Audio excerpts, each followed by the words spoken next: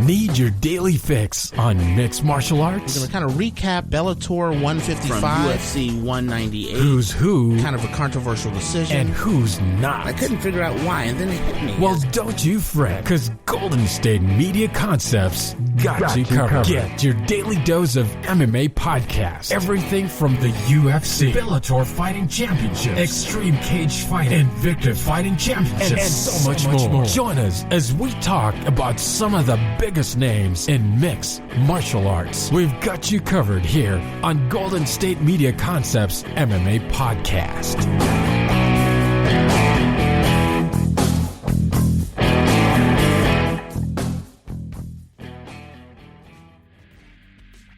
Thank you for tuning into the GSMC MMA Podcast, brought to you by the GSMC Podcast Network. I'm your host, Untitled Chapter, and hopefully you are doing well for yourself. You, your friends, your family, whether you live in the States or internationally, I hope you're doing fine for yourself during a time of major uncertainty. I, Arnel De Leon, is greeting you all the way from Los Angeles, the city of champions. Yay, go Dodgers, even though I don't watch baseball, but you know what, go Dodgers, go Lakers, and Dennis Schroeder was traded for the number 20 pick for the NBA draft, which, by the way, in time of recording, is coming up. So, yay, LA is still winning. But I'm saying LA is winning. Meanwhile, there's a huge excess of people who are just leaving Los Angeles right now. I feel really bad for people who live in Northern California. Yikes. I don't get how people can live there. Considering the fact that, just telling you this, I studied in Northern California. In the Silicon Valley area, I read up somewhere that the average, I was in Palo Alto area, which is in the Silicon Valley, that if you're making $250,000, you're considered average or basic income. But if you live in the San Francisco Bay Area, then you have to make approximately $115,000 per year to be considered an average person. And I always bring this up all the time because in the world of mixed martial arts, I tell my friends all the time, like I try to explain them what the current landscape of mixed martial arts, and strangely enough though, a lot of them have this idea that a lot of UFC fighters fight like 3, 4, 5 times in one day. Like, I still remember when I got my friend Tyler, when he was trying to get into mixed martial arts, I showed him Anderson Silva, and my friend Tyler said, well, Anderson Silva, he's probably a millionaire, he probably fights like 5, 7 times a day. And I'm just like, oh my goodness, 5, 7 times a day, because he believes that Anderson Silva has fought over 100 fights in the UFC. Anderson Silva, he sadly retired. Not really sadly, though, it was the right time for him to retire. It's just really sad to see some of your heroes go leave the sport. Kind of happens. But according to my friend Tyler, and also a bunch of other my friends, they have this weird idea that fighters just fight multiple times a day, multiple times a week, and they get paid millions. And when I compared them, the money that they make compared to other athletes, it just blew their mind. I have a lot of friends right now who make much, much more money than UFC fighters, which is probably the biggest organization in the world, right? And the reason I'm talking about like fighter economics, as I usually do, it's because, well, I got a fight here between Paul Felder versus Hafiz. So Paul Felder, he's a replacement fighter. He's replacing Islam Makhachev. And for Paul Felder, he's a very strange case in the sense that he is a top... Is he a top 5 fighter? It's hard to say if he's a top 5 or top... Okay, so I'm looking at the rankings now. He's outside the top 5, rank number 6. So yeah, he's currently ranked number 6, top 6 fighter in his division. Paul Felder, when he fought against Dan Hooker, he said that he wanted to retire. And I'm like, wow, dude, you're retiring when you're pretty much up there. You are a contender, technically. You are a contender. Because at the time of his retirement, he was a top 5 ranked fighter. And then he's just primarily focusing on commentating. And I remember Daniel Cormier talking about this, where he said that, you know, doing the whole analytics thing, working for ESPN, doing fight commentary, doing the pre-show stuff, you get paid really well. And I gotta think about that. What does Daniel Cormier think? What does he think is really well, really good money within the context of mixed martial arts money? Because, here's the thing though, in the world of basketball, if you're being paid if you're being paid $15 million a year, $15 million a year in the NBA, people will look at you and be like, dang, dude, Man, that's a cheap price you're actually getting paid. Dang. Because I still remember Kentavious Caldwell-Pope, who is this player who plays for Los Angeles Lakers, and he gets paid jack. That guy gets paid, within the confines of NBA, gets paid jack, but within, like, relative to every other normal human being out there, he gets paid $15.4 million per year. Kentavious Caldwell-Pope, basketball player, you probably haven't heard of him, Kentavious Caldwell-Pope, $15.4 million a year. And I was looking up, like, YouTubers and, like, other analysts who were talking about this, and like, oh my gosh, this is a steal. This is a great deal for Los Angeles Lakers, getting a player like KCP at only $15 million a year. Dang, man. Look good for them. So, now knowing that, within the world of MMA, how good is being an analyst? I say about maybe $125,000 to $200,000 per year they're being paid as an analyst.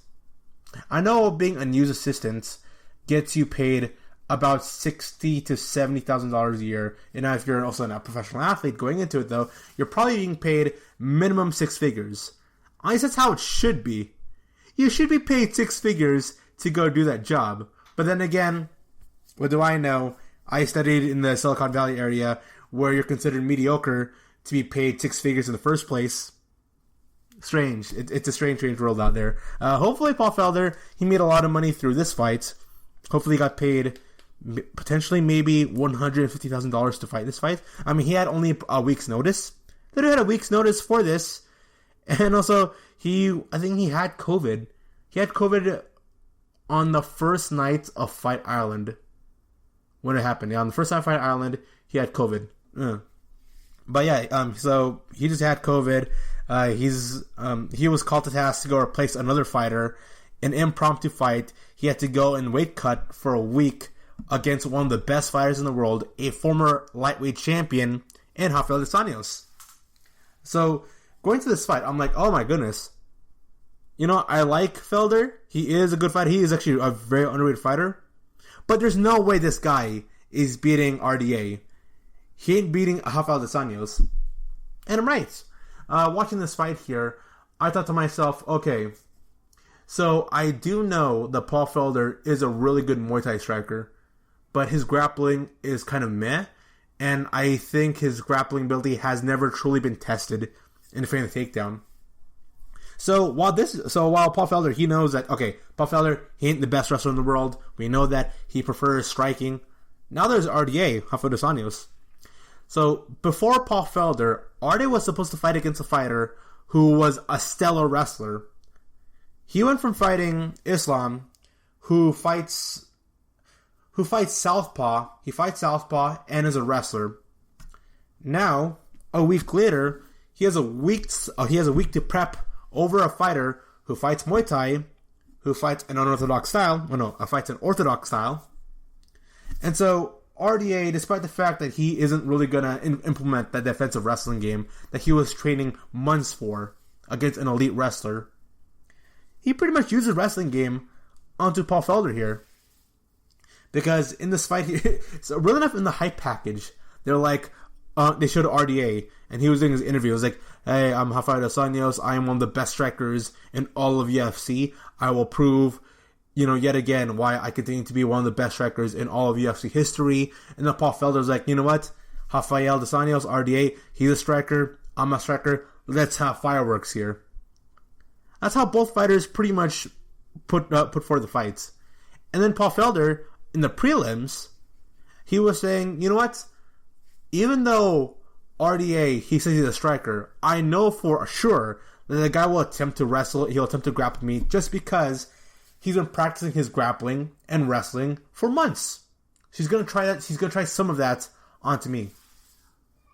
And then the fight happened. So, I can tell you how every round went, essentially. It was Paul Felder and RDA. Their striking ability is, I say, even. They're not even. I think every single round from 1 through 5, Paul Felder outstriked, had like 1 to 5 significant strikes every single round. It was always 23-19. It was 21-16. We had 20-15. Every single round, Paul Felder was winning, in the sense of he is doing better in the stand-up, but he's only doing just a little bit better. Yes, he is getting more significant strikes. He is landing more total strikes on standing. But even then, it was hard to really give Paul Felder the win there. Which is strange because I'll be talking about... Okay, so the decision... It bothers me. Like Michael Bisping said it best, in that the judges were really weird in this fight. And at least one specific judge was very weird in this fight. So, first through fifth round, both fighters are dead even in striking. Slight little advantage for Paul Felder. So Paul Felder, he prefers to go in. He's trying to go and hit him with some hooks and hit him with some elbows. Actually, no, I was here. So Paul Felder, who likes dishing out elbows, really did very little of it. He mostly turned this to a boxing fight, trying to go chase down Rafael dos Anjos. RDA, on the other hand, body kick, leg kick, body kick. He is poking the heck out of Paul Felder. While Paul Felder is hitting him with jabs, with right hooks, with body punches. RDA, man, body kick, head kick, body kick. RDA, man, he's slowly poking away at Paul Felder. And then, as he is poking Paul Felder, Felder then says, you know what? Enough of the poking game here. These are 50-50 scenarios. I'm not even sure if I'm even winning these rounds through the striking air. So I'm going to do what I can do best. I'm going to grapple the guy, hit him with some Muay Thai knees, hit him with some elbows, do some dirty boxing. That is what Paul Felder is really darn good at. And then he fell into RDA's game here. RDA, knowing that he is poking Paul Felder, he knows that Felder is going to go in and try to clinch him up. So what does he do? As Paul Felder tries to become reckless in his clinch game, because he's like, screw the kicks, man, I'm just going to go in and clinch, RDA is going to level change. He level change, ducks under, and goes in for a double leg takedown. That's all it is. Even in the clinching, RDA's grappling was significantly way more superior. Much superior than Paul Felder. So these two, they go in striking. Felder says, you know what, I want to clinch now. Double leg takedown. That is what happened every single round in this fight. Every single round here. And when they were in the ground, Paul Felder, he did his best to defend whatever he can actually. But if you were to compare, here's how you judge that fight. Alright. So Paul Felder was slightly doing better than RDA in the striking. Slightly. And then we have RDA grappling and wrestling Paul Felder for over half the round. So, right then and there, you realize, okay then, Felder's striking was better than RDA, but it wasn't good enough to overtake how superior of a grappler RDA was. So I thought, okay, RDA is obviously winning this. When you go on Twitter, everyone's saying RDA is winning this, RDA is winning this. If you go to the cornermen are like, alright, okay, Paul, we're losing this, we're not doing good, you gotta go in there and you gotta try something, you gotta try to knock him out, okay? You gotta try to knock him out. It was in the 4th and 5th round. The cornerman was like, you gotta try to knock him out. And the commentary team was like, yeah, Paul Felder, stop doing this poking thing, and you gotta be a wee bit reckless here. Try to go get the knockout victory here, because it ain't gonna happen. You are so not winning by decision. It ain't happening. And so, 4th and 5th round, pretty much the same thing. The best 2 rounds of the fight for Paul Felder was in the 1st and 2nd round. 1st and 2nd. Then we get to the 4th and 5th round. Felder is slowing down more. He's landing some good shots onto RDA, but at this point, really, it wasn't really working well for Felder. The grappling and the wrestling just tired out Felder. And then when RDA was in top position, he kept raining on elbows. He kept tiring out. He kept working on Paul Felder. So Felder, yes, he was doing well for himself in the stand-up here, but if you look at the total fight accumulation here, considering that one fighter was successfully hitting some ground and pound shots, doing constant takedowns, getting good control of their opponents, without a doubt, RDA, he, in my opinion, decisively won the fight. One of my friends, who watched the show before me because I watched the event the day after. He said, yeah, man, RDA should have won by unanimous decision. He should have stomped Paul Felder. And if you're a betting man, you must have been pissed knowing the results of this fight here, because it makes no logical sense. Michael Bisping agrees with me, and it would have been awful if the judges scored it the wrong way, which one of them scored it awfully. Very, very bad. But I'll be discussing the judges' scorecards right after the short commercial break here. Once again, you're listening to the GSMC MMA podcast. I am Miranda De Leon, coming back after the short break.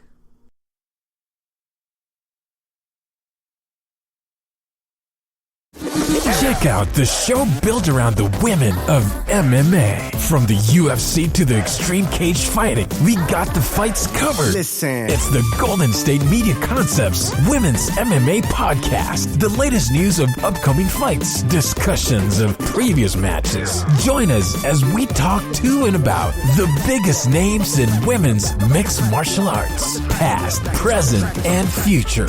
When it's the women's fight game, you know where to listen to. The Golden State Media Concepts Women's MMA Podcast. This is your ultimate stop for everything sports. The Golden State Media Concepts Sports Podcast. Should I say more? From the NFL, MLB, the NBA to MMA, it's all in here. The Golden State Media Concepts Sports Podcast. Listen now.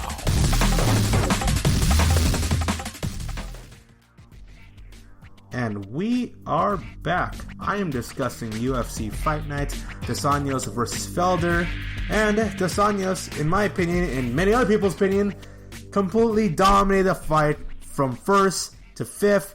Every single round, Anjos was winning. He was doing slightly... He wasn't doing as good as Felder in the stand-up. But if you look at the total round accumulation here, who was dominating the fight, who was controlling their opponent more, easily... it was Hafiz Anjos. And even then, he was slightly doing a little bit worse than Felder in the fight stats.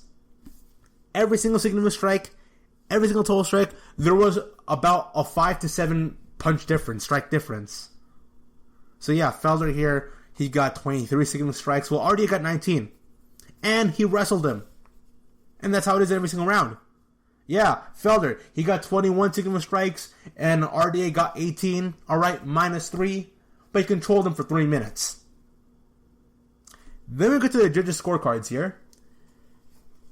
The first judge, for some strange, bizarre reason, I don't know what's going through his head. I don't know what fight he was seeing, but he scored the fight in favor of Felder. And immediately, I'm just thinking about this right now. I'm like, wait, what? How? The second judge had plus 3 rounds for Anjos. Third judge, plus 3 rounds on Anjos. What rounds did Paul Felder won?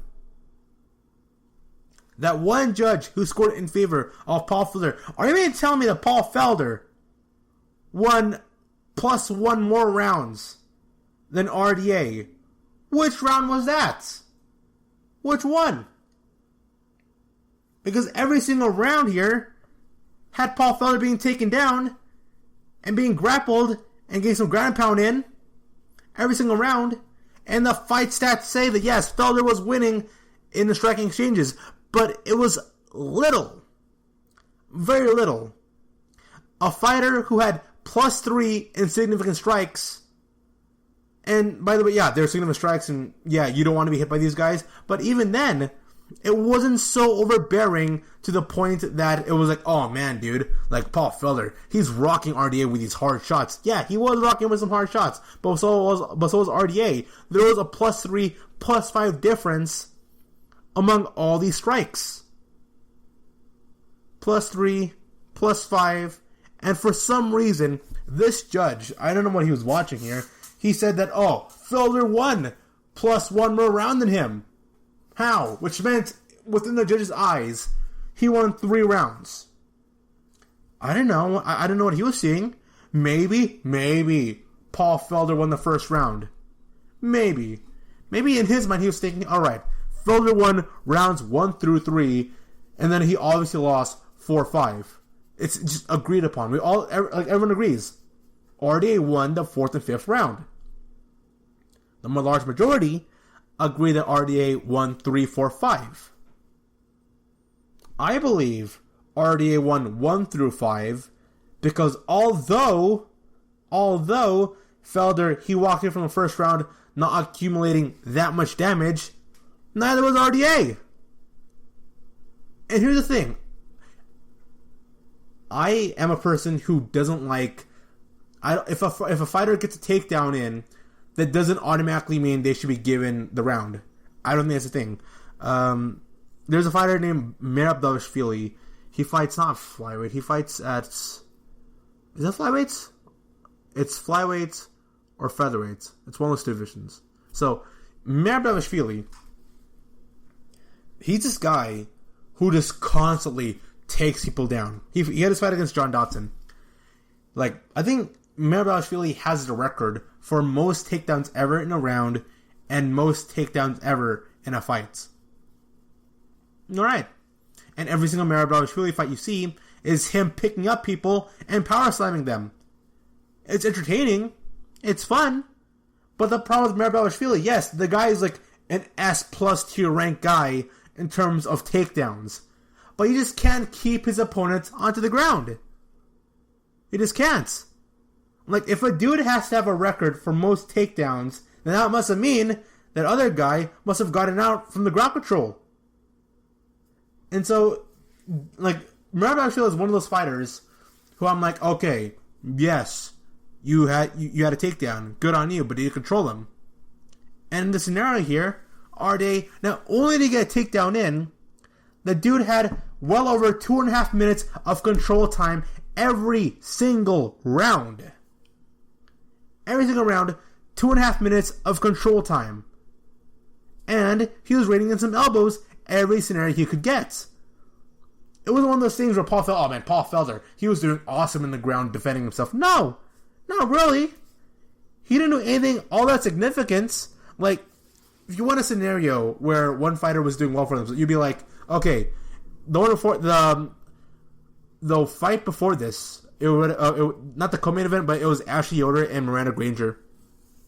That fight there, one round was given to Miranda Granger. Why? Because Miranda Granger did an awesome job dealing out pain and being able to reverse out of bottom position, grappling with Ashley Yoder. Yes, Ashley Yoder got multiple takedowns in, was the one clinching and grappling with Miranda Granger, was the one going through transitions, but there's no way you could say Ashley Yoder won the first round through her ground control. No, she didn't. She didn't get ground control on Miranda Granger at all in the first round. She tried, but the first round, in my opinion, was no bueno. It wasn't. And when I get to the RDA and Paul Felder fights, I'm like, okay, so you got this one fighter here who had superior ground control, did some major ground and pound. The person in bottom position didn't defend themselves all that well that would warrant them winning the round from bottom position, which is rare, by the way. It happens. I know it happens. Like GSP, Michael Bisping, he was able to clip. No, Michael Bisping was able to clip GSP even though Michael Bisping was from bottom position. It happens. It definitely happens. But if Paul Felder, if his main strategy was to try to force RDA to be pulled into his guard, no. I wouldn't say, oh man, ain't that awesome? Like, no. Felder should not have, that fight should not have been a split decision victory. It should have been a unanimous decision victory in favor of Rafael dos Anjos. But what's next for Rafael dos Anjos? What is next with him? Well, he's competing. He made it back to the lightweight division. RDA, he looked great. He did. He looked very impressive in his performance against Felder here. Who's he going to fight next? Honestly, right now, a fighter that I would like to see him fight next would probably be Benelli Doriush. No. It has to be somebody higher ranked. So I'm trying to look at all the fighters right now that are above Paul Felder. So we got Dan Hooker. Dustin Poirier. Tony Ferguson, Justin Gaethje. Those are our lightweight contender, Khabib Nurmagomedov. I don't care what the rumors are about the guy. Okay, then. He ain't active. Same with Conor McGregor. Ain't active. Same with Nate Diaz.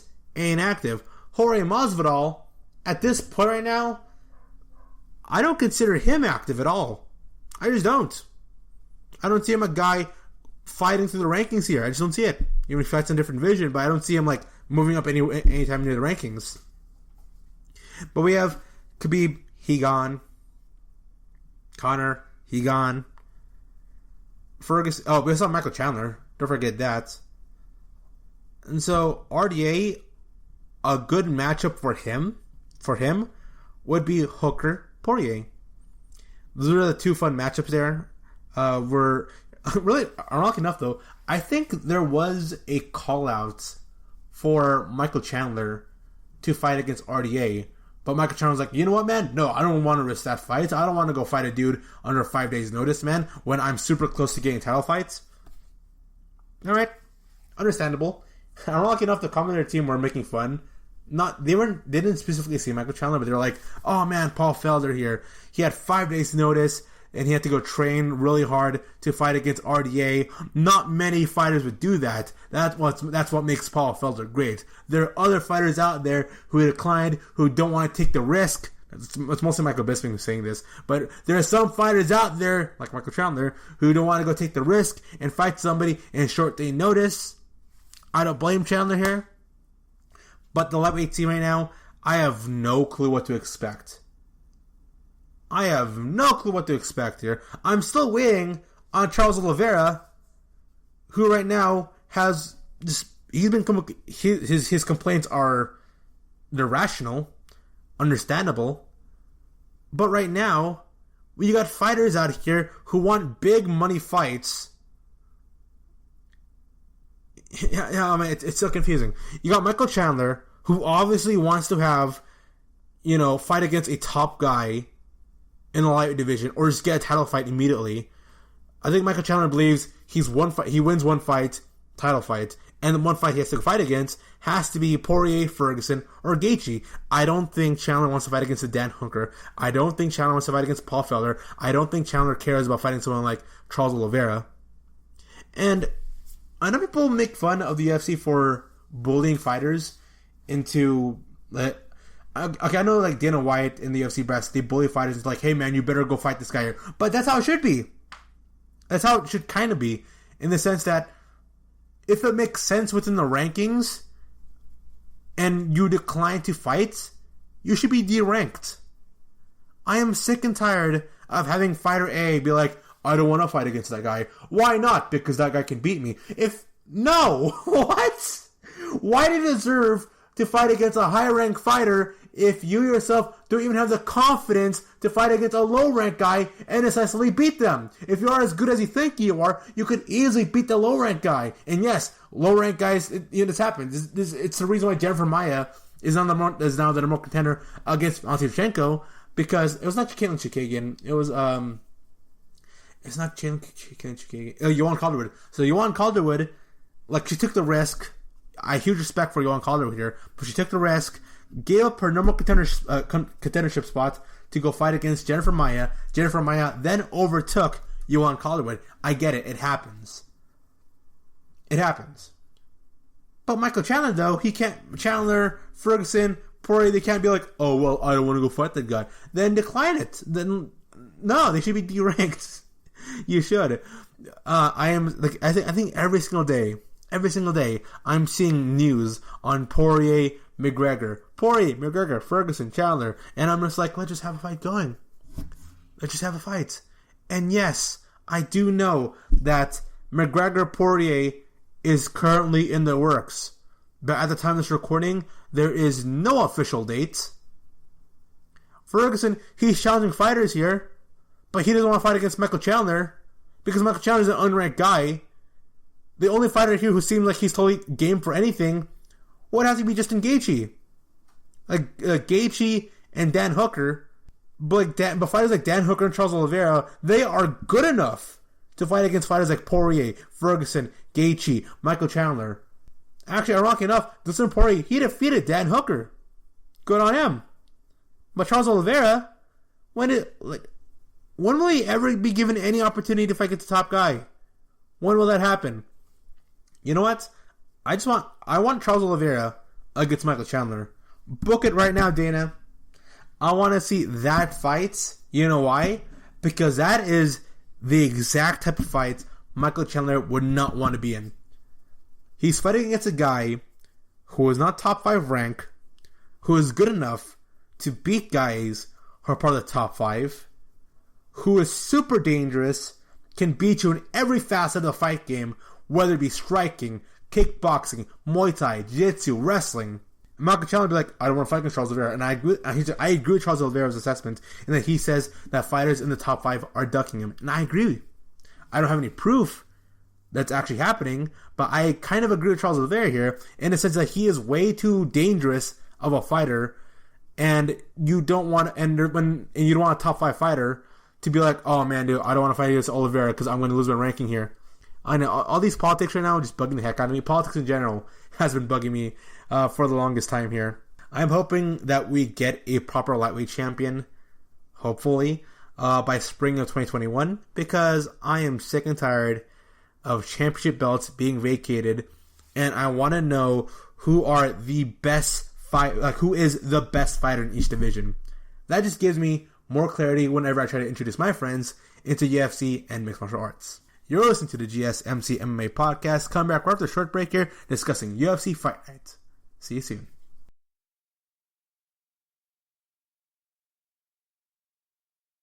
Tired of searching the vast jungle of podcasts? Now listen close and hear this out. There's a podcast network that covers just about everything that you've been searching. Hey! The Golden State Media Concepts Podcast Network is here. Nothing less than a podcast bliss with endless hours of podcast coverage. From news, sports, music, fashion, cooking, entertainment, fantasy, football, and so much more. So stop lurking around and go straight out to the Golden State Media Concepts Podcast Network. Guaranteed to fill that podcast itch. Whatever it may be. Visit us at www.gsmcpodcast.com. Follow us on Facebook and Twitter, and download us on iTunes, SoundCloud, and Google Play.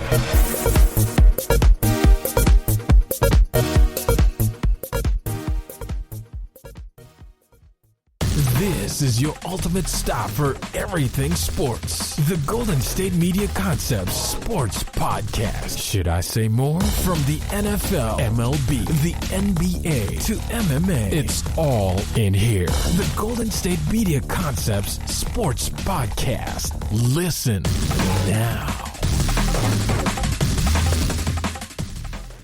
And we are back. Salutations. How's it going? I am Miranda, Yoder, and I'm discussing UFC Fight Night. Hafiz Anjos against Paul Felder. Decision was jank. It was a very jank decision, but although the decision was jank, actually the entire UFC Fight Night was very jank himself. That, first off, immediate audio issues. I think this is kind of a reoccurring thing that's normal for UFC events, for UFC Fight Night events. It's always like audio issues, microphones are coming in and out. The stadium audio isn't mixed properly well with the actual studio audio and the commentary audio. You hear people talking who are overlapping the actual commentary team. Audio issues are very weird. Also, we had, I think, 4 fights? No, we had 3 fights that were canceled. 3 fights canceled, 1 fighter pulled out from the respective fights, and then we had another fight, we had an impromptu fight coming in that was canceled from last week. So, this card here had 5 fights that were a jumbled mess that weren't for sure thing happening in the past week. So yeah, UFC still doing this all okay man, we gotta get these shows somehow going. Who's available? Who isn't available? What the heck? And so I do appreciate all these fighters, considering how much money they're making. Not all that bueno. Considering the fact that me and regular everyday Joes make more money than a lot, I'm saying many UFC fighters. really does show how much these fighters really do care about going out there and how much passion they have for fighting. Actually, ironic enough though, I think it was Kay Hansen. Yeah, I think it was Kay Hansen who did this. So Kay Hansen apparently, according to the commentary team, that Kay Hansen was the varsity member, was a varsity team captain, top player during her junior year in high school, and she was already being scouted out to go to Harvard. She was already destined and meant to go to Harvard coming in from her junior year. But it was until she started watching Ronda Rousey, she was like, you know what? I don't need to go to Harvard. Hopefully Kay Hansen's career goes well for herself, because I'm just putting it there. I don't need Harvard. College is overrated. Kind of is, depending on the major you go to. If you go to computer science engineering, you are making bank. Or if you're going to medicine, you're making bank. But if you do something liberal arts, then yeah, you kind of, I don't know, the amount of money you're making, man, it ain't all that well.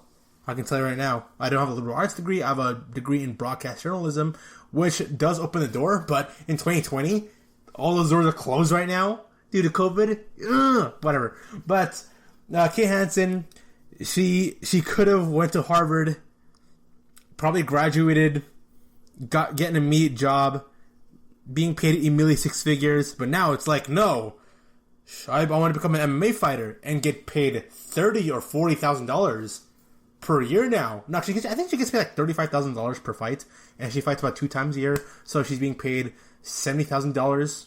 Yeah, she's being paid $70,000, but that's not including taxes and her investing money in her fight camp. But whatever, she's doing what she wants to do. Okay, if you want to do you. I think I saw somewhere on Twitter where someone was like, "Hey man, I'm living my dream job, being a YouTuber, making honestly not all that special amount of money, but I'm making all right money.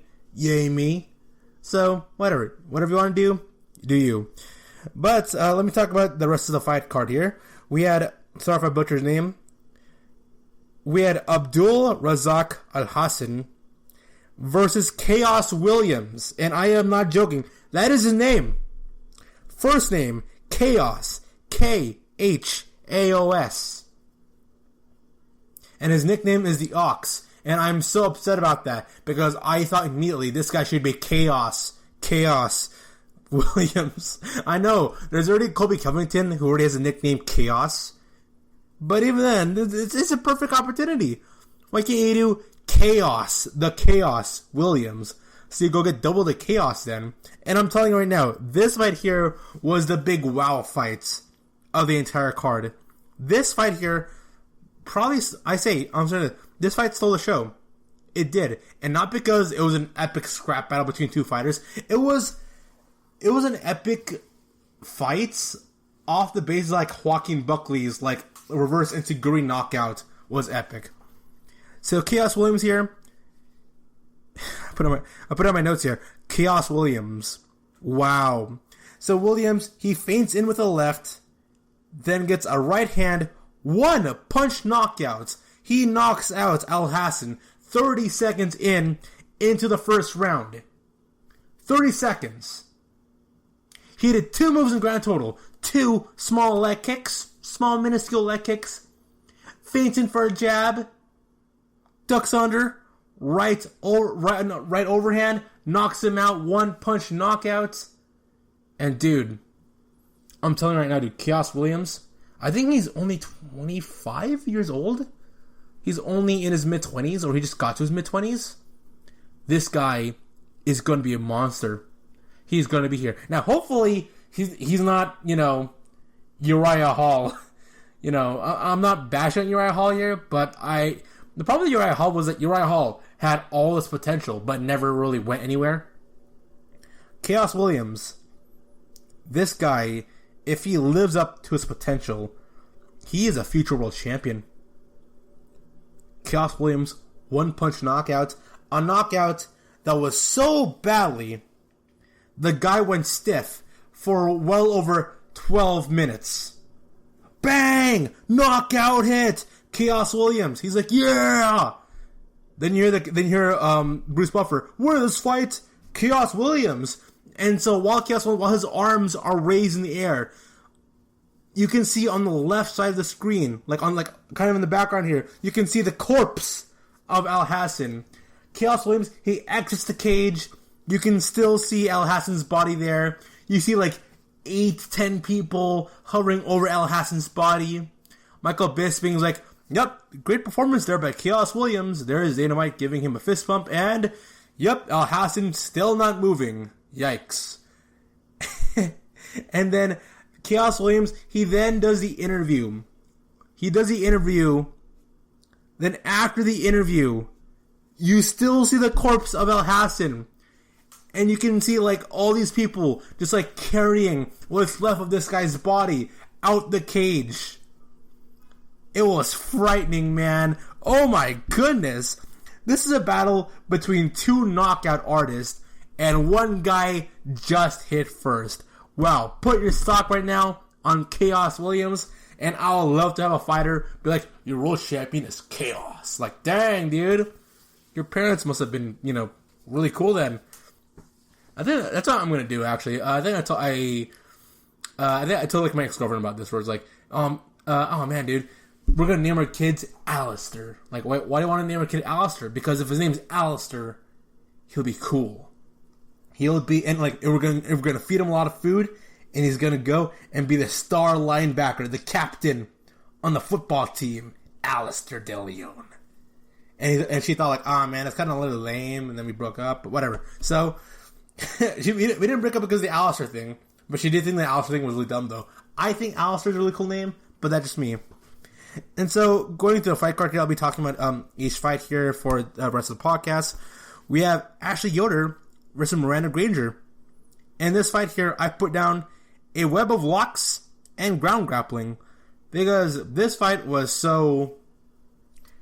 It was so leggy and grapple heavy, and a lot of body contortion happening here, that even the commentary team were like, she's putting her leg over her arm in the back of her head. Commentary teams didn't know how to explain some of these moves. They're like, Ashley Yoder here attempting a key lock, while Granger is attempting an arm bar with her left leg beneath the back of the neck of Yoder, and her arm is... Like, commentary teams started laughing. They were flabbergasted. I was also, because there's a period in this fight in the first round that these two women. Okay, if any of you guys watch pro wrestling, there's a thing called the Paradise Lock, which is a wrestling move where, like, one wrestler contorts their opponent's body in such a weird, funky way that there's no way that their opponent can get out of that position. And that's how it is with Ashley Yoder and Miranda Granger. And that at one point in the final 30 seconds of this fight, they were so deep into like body contortion, and their bodies and legs and arms just like wrapping around each other, that they really just couldn't do anything. I think there was one point where like Ashley Yoder was like punching the knee of Granger just because she can't get out of position, and then Granger was like punching like the right elbow of Yoder. It was weird. It was very strange. It was a web of locks. But first round, I'm giving to Granger here because Ashley Yoder here, she was the one who's initiating the grappling, but Granger was the one who was actually doing work from bottom position, because the huge difference between like wrestling and it actually mattering and it not mattering is if you're doing work from bottom, you're either tiring your opponent, or you're doing some ground and pounds, or you're defending yourself. Like, if the person from the bottom position is being the one who is giving out the damage, who is making it uncomfortable for the person on top, then the person from bottom is winning. We've seen this happen. And the scenario, yes, Yoder was on top for a lot of time onto Granger, but Granger was the one working from bottom position, and Yoder didn't look like she had much control of the bottom here. And there's also a scenario where Granger also reversed out and then got on top, and she did a lot more better doing some ground and pound and controlling her opponent more than Yoder did. So Miranda Granger wins the first round, just had more dominant ground control, and she defended herself better defensively. Yoder, when she went to the second round, Yoder, when she's grappling, is attempting submission holds, but isn't really doing anything. Granger's almost never put in any danger. The two grappling stems more from Granger battling her way out than Yoder actually controlling the fight. Yoder does a lot more better in the second round off the basis that she had 2 minutes more in the second round of ground control time, more so than Miranda Granger. They had like about the same amount equal time. I think Granger had like 2 minutes and 30 seconds of proper ground control, where she actually was one dictating how the fight is going in the bottom, compared to Granger, who had like 2 minutes and 15 seconds or 17 seconds in the first round. So first and second round, it was obvious that Granger won first, Yoder won second. Then we go to the third round here. Third round, Yoder does work with ground and pound. Yoder did what she was supposed to do in this entire gosh darn fight. Grapple their opponent, don't let her opponent pull off some damage from bottom position, and actually control and dictate the pace here. Yoder learned this in the second round, and she did this again in the third round here. Yoder goes for some ground and pound, like actual ground and pound here, because Michael Bisping was like, Ashley Yoder, she's just out there, she's just grappling and attempting Kimura locks, but those Kimura locks are definitely not going to be locked with how she's grappling right now. She's not doing any ground and pound, she's not doing some pressure, and then all of a sudden, like in the final minutes of the third round here, Ashley Yoder is like laying down some hard shots, and Michael Bisping was like, wow, look, she's actually doing something. So Yoder does a lot more work for the ground and pound. She actually does sink in a rear naked choke, but the bell sounds right before Granger taps out, like in the final 12 seconds. In the final 12 seconds, Yoder is trying to cinch in that rear naked choke, and then she finally gets it in like the final 3-4 seconds, and then Granger just powers her way through. Good on her for that, man. Ashley Yoder wins the fight by unanimous decision. She obviously won the second round. She lost the first round, but then she also did really well for herself in the third round. So good job there for Ashley Yoder.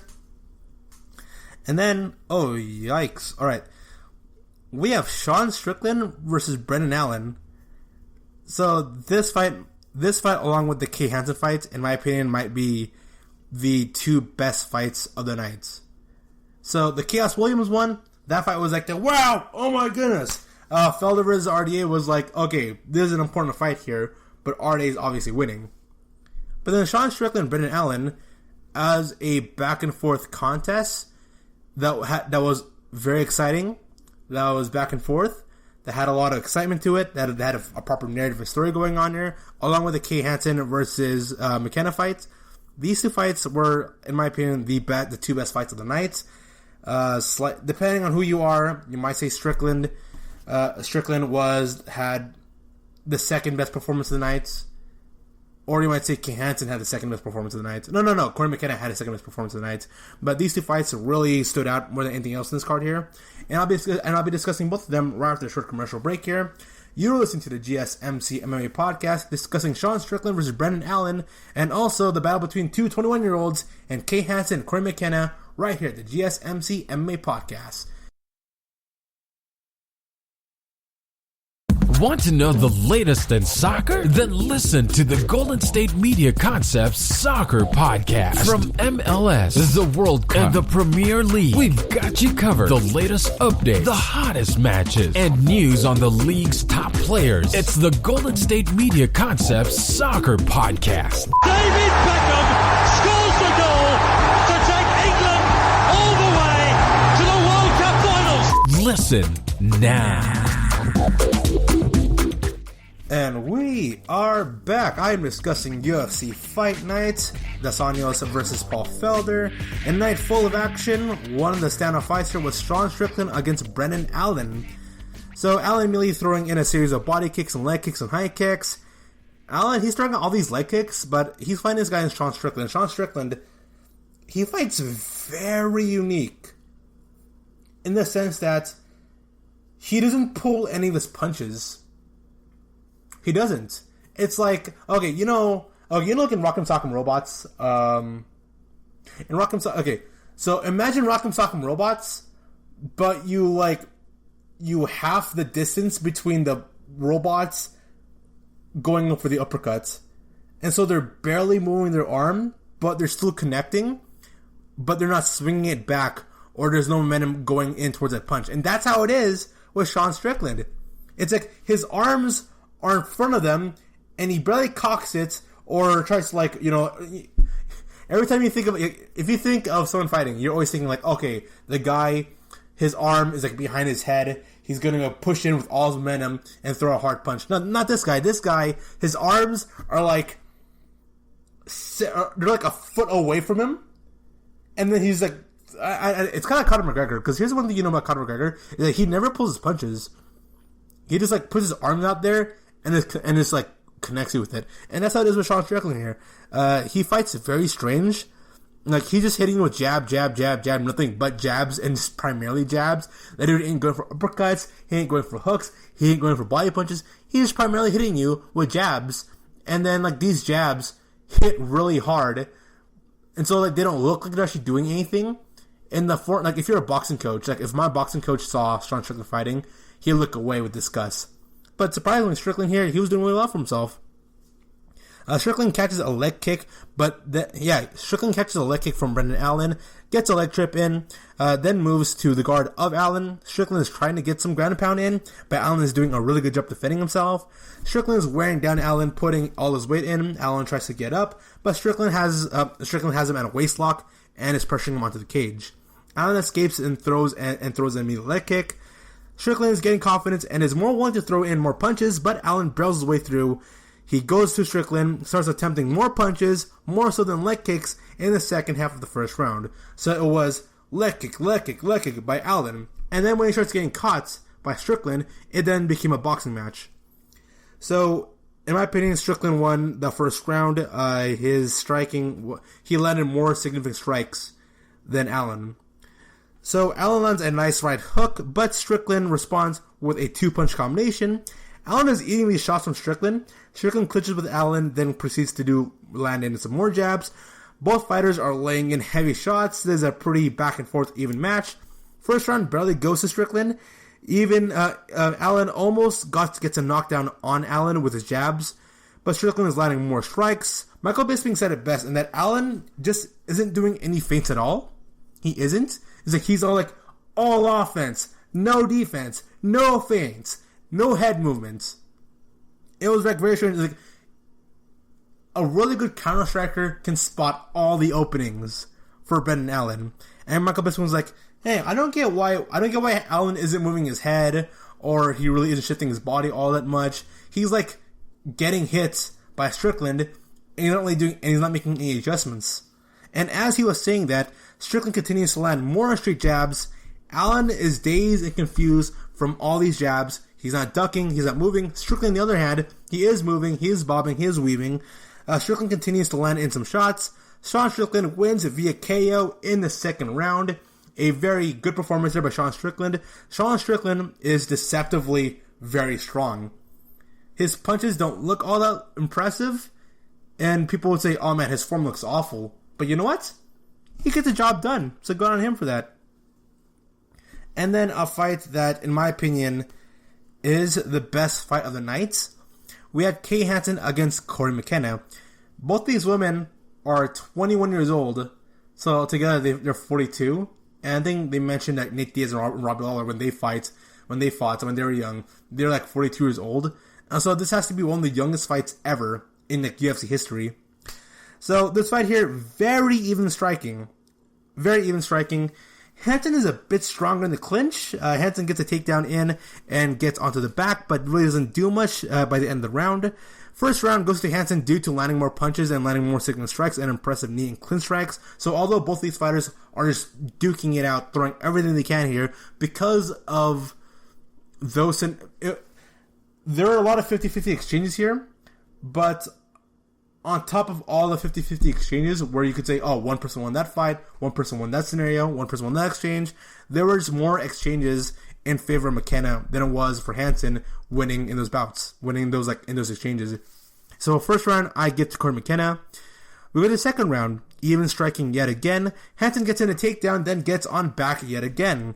This time, Hansen tries for a rear naked choke, struggles, then attempts an armbar, but Mckenna reverses and starts working on Hansen from guard position. Second round goes to Mckenna also.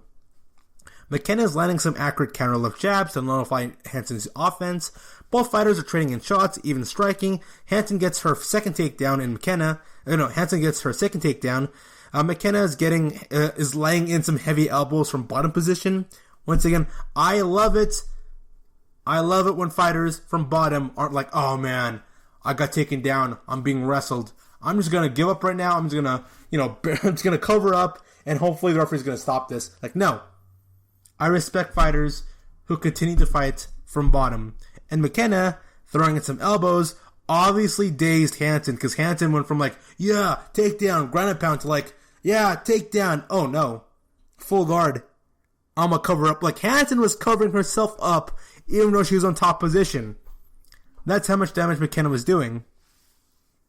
So both fighters trading. Hansen gets a takedown. So Mckenna does attempt a Kimura. Hansen is busted, then attempts a head and arm choke, but Mckenna gets out. Hansen gets on mount, Hansen gets on mount when McKenna reverses and gets onto half guard. Very good showing there by McKenna. So McKenna starts throwing in some elbows from top position, from half guard. Stats show that Hansen had more control time, but I will disagree with that actually. So my definition of control time is the fact that you've got the person on the ground and you're the one dictating on what's happening here. If there are moments where the person from ground position is like, because here's the thing, if you are a jiu-jitsu specialist, you kind of prefer to be on the ground. You can handle yourself on the ground, and you're fighting a wrestler. You could pull back and you can force your opponents to be onto your butterfly position. So butterfly position is kind of like full guard, but your legs are kind of like, it's creating more space in between you and your opponent. So it gives you enough room to go and like cock back your fist and land in some shots from bottom. That does happen.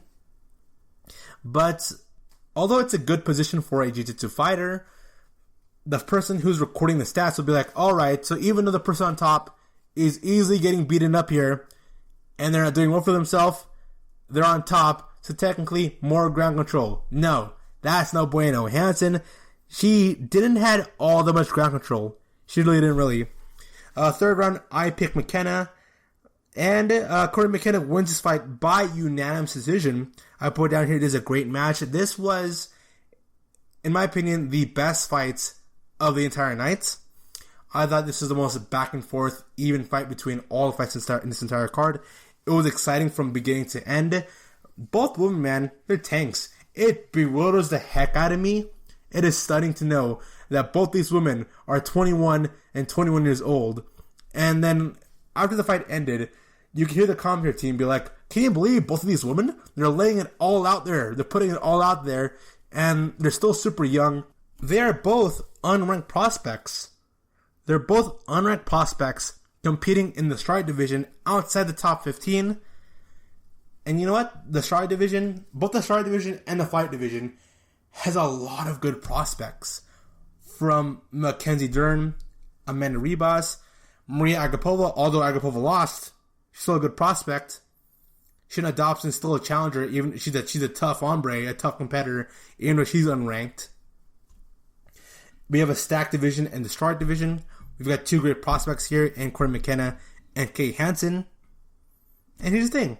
What the way things are going on right now with Yan Xiaonan moving her way up in the strawweight rankings with a very good performance against Claudia Cadella here. And so we had another strong Asian performance coming in the main event of the prelims from Kanako Murata. I expect a lot more Asian fighters to come into the UFC and do really well for themselves. If any of you have been keeping up with any of the female fighters for One Championships, you'd recognize they have a lot of great female fighters that easily, if they were to move to the UFC, can do really well for themselves and compete amongst the top 10 of the Flight division and the Strawweight division. And that does it for UFC Fight Night, Dos Anjos against Paul Felder. Let's look at the aftermath here and what the fighters think about the event. So this is coming in from Kay Hansen's Instagram. She's going to say, I'm blessed to live the life I love. Thank you for everyone at Classic Fight Team and Coach Lou for everything in this camp. I can't describe how thankful I am for this camp and everyone involved. I cannot wait to climb to the top with you guys by my side. Only the beginning. Personally, I thought I won the first and third, but we bite down and we keep climbing. No, you didn't win the first and third round. You didn't. I understand that she felt really confident in herself in her striking, and she landed some really good shots. But then again, if you look at the fight in its entirety, Corey McKenna, she won. And then we have Ashley Yoder here. She goes on to say that she's disappointed despite win, but enjoying the moment. So Ashley Yoder goes on to say that I'm a little disappointed in my performance. I have a lot of work to do. It's just one of those things. I want to be the best, and I strive to make the best for myself. So I'm going to have these things go through my head. But I'm trying to enjoy the moment. It's been a crazy week, but I'm really blessed to be here. Ashley Yoder, you were able to pull off the victory then. It was a very proper tough fight then. There are a lot of holes in Ashley Yoder's game, especially in that very clunky first round that I'm pretty sure she's disappointed in. But heck, she's still developing. She's still being the best fighter she could possibly be. We have Hansen and Mckenna still growing as fighters. And here's the thing, no matter how far you are into the world of mixed martial arts, you're always constantly growing and developing yourself. There's a reason why you can have fighters like Daniel Cormier and Stipe Miocic who, although are getting up there in age, are still changing their game. They're always evolving and becoming better. Now, that's not the case for a fighter like Andrei Arlovski, but then again, these fighters, they're constantly developing themselves, and it's normal. It's normal for fighters to be disappointed in their performances, and you can only expect the best out of them in their next fight. And so this is coming in from RD himself, Hafiz Anjos, from his Instagram saying, last camp was a roller coaster. COVID, fight cancellation, 5 days notice for a totally different opponent, but when you have Jesus in your corner, nothing can go wrong. I want to thank every man on this picture, and he shows a picture of his corner crew and fight team, for the great work they've done helping me get this win last night. So sadly enough, RDA, man, it's weird. I thought okay, so if you were to ask me how good of a fighter RDA was a year ago, I would say he was washed up, but now, he's doing pretty well for himself. He went 4-4 in welterweights. I thought he would do much more better, but he looks fantastic. The guy looks great at lightweights, and I expect him to be up there. If he wins 1 or 2 more fights, we could see RDA potentially be a title contender by the end of 2021. That's a real possibility. Meanwhile, what does replacement fighter Paul Felder have to say about the event? He goes and say, I got a little tired there in the 5th round, Felder said, and I really think the problem was I was in striking shape, I was in cardio shape for the triathlon, but I hadn't grappled. I hadn't grappled. Now I can be completely honest, I hadn't stepped a foot in an MMA gym in almost 4 months, so that was completely based on endurance training and some pad work. And then coming in here and cutting over 22 pounds in over 4 days, Thursday night was probably one of the darkest nights of my life, cutting that weight, but I said I was going to be the first one on that scale. I was the first one on that scale. I said I was going to go and give hell to a former world champion and go 5 rounds if I had to. We just had a 5-round battle, and I can tell you guys with certainty, I'm not going anywhere right now. He goes to say, you're only given a few of these opportunities to shine and make a statement. And I said over and over again, this wasn't necessarily about wins and losses. I know how talented Hafiz Anjos was. I knew that I was in for. And this is exactly what I wanted. And to get a split decision over this guy, and hopefully I think we got Fight of the Night here. So I just hope the UFC is proud of me and happy. And I hope everyone back home, I love you guys. This is for my dad, for my family. This was for you guys. Paul Felder's father recently passed away due to cancer, and you know what? I respect Felder. He had the confidence in himself to go out there and compete against one of the best in the world, and he just left it all in line there. He left it all in line there, even though it wasn't really right for him. He was pretty much meant to lose his fight.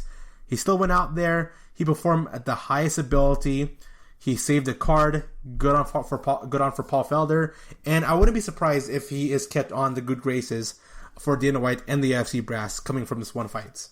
And that brings us to a close for today's podcast. You have been a great audience. All I gotta say is thank you. Thank you for listening to the GSMC MMA podcast, brought to you by the GSMC Podcast Network. I would like to ask that you please remember to subscribe to this show and write a nice review. That really helps us.